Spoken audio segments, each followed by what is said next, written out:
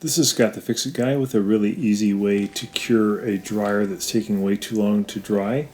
There's a good chance that the dryer vent tube or this outside piece that leaves your house is just full of dryer lint, and that the hot air and moist air cannot leave your house, cannot leave the dryer. This can also lead to dryer fires.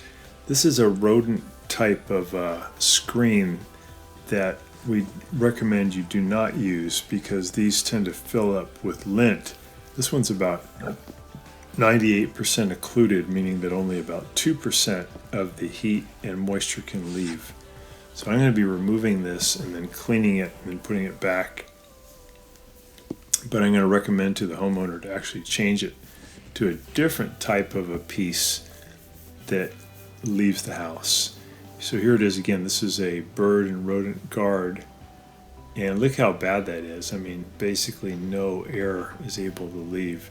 And when you can't get the moisture out of your house, your dryer will not be able to dry the clothes. It'll take hours and hours. Even inside the tube, there's tons of lint in there.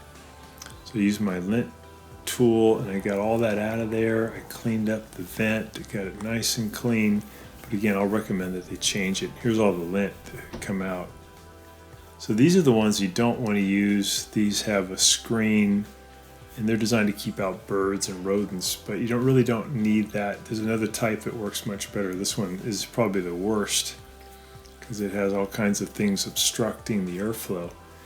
This kind with the little louvers that open up when the air is coming through is highly recommended, and then when the air stops, they close, keeping out birds and rodents. There's another version of that.